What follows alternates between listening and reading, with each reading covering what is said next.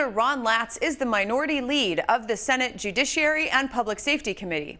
He joined me this week to offer his views on the recent hearing with law enforcement officials about the increase in violent crime. What was your takeaway from the law enforcement perspectives presented at that joint hearing?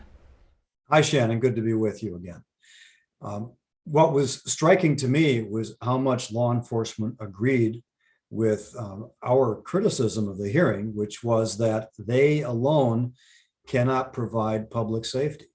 They need the community-wide efforts and assistance on this from a broad range of providers and workers and helpers, not only to respond to immediate calls of violence, but also to provide mental health care, to have mental health responders, to have social workers responding, to have community leaders participating, including supporting and helping people to give evidence and information that they know about crimes that have happened. It's a community-wide effort, and we have for far too long relied solely on the police to try to prevent crime and respond to criminal activity in the community, and they just can't do it all, whether their numbers are at full strength or their numbers are depleted. So you were, as you said, you were critical of the scope of this hearing. You said that it was too narrow. So if you were the chair of the Judiciary Committee and had called an informational hearing on the rise of criminal behavior and lawlessness, what would you have wanted to hear? Who would you want to have heard from? Well, I would have wanted to hear from the law enforcement representatives directly, because theirs is a valuable and important, even critical voice in this. But it's not the only important voice.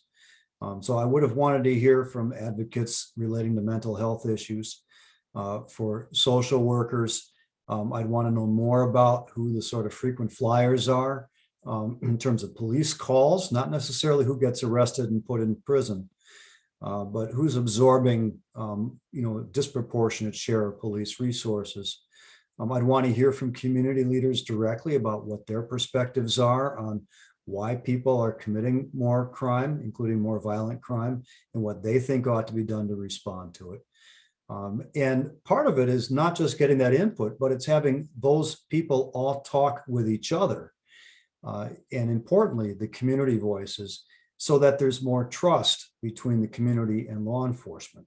Only with that trust can we hope to solve crimes that have already occurred and perhaps get a handle on reducing the crimes in the first place. Senator Warren Limmer is the chair of the Judiciary Committee, and he wrote an opinion that was published in the Star Tribune where he wrote that the state already has the laws necessary to curb criminal behavior. He said that prosecutors and judges are failing in pressing charges and upholding sentencing. In particular, he called out Ramsey County Attorney John Choi, who has decided not to prosecute felony crimes that result from pretextual traffic stops. What is your view on all of this? Well, first of all, I read Senator Limmer's op-ed piece, and it was just a partisan attack through and through. To me, it was not a real deeply thought through attempt to solve or identify the problems relating to criminal conduct in our society. I vigorously disagree with the conclusion or the assertion that our prosecutors and our judges are not vigorously prosecuting and sentencing criminal conduct, criminal convictions. There are cases, and the prosecutors have a duty in cases to try to do justice, not just to bring the hammer down on everyone who's accused of committing a crime. And sometimes prison or jail is not the best result. Sometimes the best result is drug or alcohol evaluation and treatment. Sometimes it's restorative justice in the community. Sometimes it's mental health care or services. Sometimes it's a community work service, and especially in times of COVID, when putting people in prison can be a death sentence because if they may have underlying conditions or other reasons, we're particularly sensitive to that.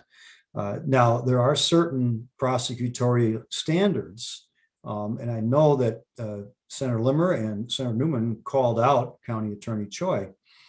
And I don't interpret County Attorney Choi's new policy as giving a pass to felons. The whole purpose of that policy is to not reward police officers who are committing pretextual stops by trying to say, don't commit the stops, but if you do stop people for having something hanging from the rear view mirror or having a tail light out during, or a brake light out during the day, we're not going to reward that by prosecuting, felonies that are discovered as a result, because that would completely undermine the goal of reducing the pretextual stops. If there are, and I should also note, these are non-public safety related stops that County Attorney Choi was dealing with. So it's not talking about bad driving conduct, not talking about going 50 miles an hour in a 30-mile zone. It's not talking about weaving across lanes or running red lights or failing to stop at stop signs. That's all more dangerous driving conduct, and they would continue to be fully supported stops, and whatever is discovered as a result would still be prosecuted under County Attorney Choi's policy. But the pretextual stops, the ones where cops are just looking for a non-public safety related excuse to pull someone over in the hopes that they're going to do a search, do the quote unquote smell of marijuana, which justifies emptying the car out, tearing it apart, looking for contraband. That's the kind of stuff that not only leads to a lot of conflict and distrust between communities of color who are disproportionately targeted by these stops, but also has a very, very low rate of results for finding felony level contraband. It's under 1%. I think police resources would be much better spent targeting the likely locations of contraband and felony offenses. I'd like to just take a moment before we have to go to talk about guns, because the St. Cloud Chief of Police, Blair Anderson, told the committee that officers are increasingly encountering people with firearms who are not authorized to carry them. You have advocated for a long time for stricter gun laws, including on this program. We've spoken about it. In the meantime, though, what should be done to address the volume of weapons that are already available to criminals and others through back alley channels? Well, I think we need to strengthen our gun laws in terms of the background checks to close the loopholes where people are illegally purchasing guns without going through background checks. We need to have a robust system for removing firearms from people who are showing signs that they are dangerous to themselves or to others, having the courts make that determination. That's the extreme risk protection order. And I've authored over the years plenty of legislation to toughen the criminal penalties relating to guns and gun possession and gun use. But the fact is that's not enough.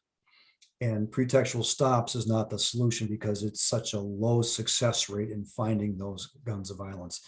What we need, I think, is to not only make sure we've got plenty of robust police enforcement that are out there in the community so people know if they use guns, they're going to get caught. That's the likelihood of being caught for committing the illegal conduct. That's a huge deterrent to using the guns in the first place. But we also need to have communities willing to take the risk, frankly, and turn in violent criminals. There are people all over the communities that know who used the gun at the party, know who shot the kid, know who got in the gunfight on the street. And they're afraid to tell the police what happened because they don't think the police are going to have their back or protect them. And they're afraid of what will happen within the community in terms of retaliation for talking to the police. We need to break that cycle. And I think when we do that, when we don't have people in the community looking the other way, when they see people and know people who have firearms and are using them, then the people who have them and use them are going to know they can get away with it. And that's where I think the focus needs to be. The penalties are plenty tough already. I don't think that's enough of a deterrent because people don't think they're going to get caught. That's where we need to get. Senator Ron Latz, I want to thank you so much for your time today. You're very welcome. Thank you, Shannon.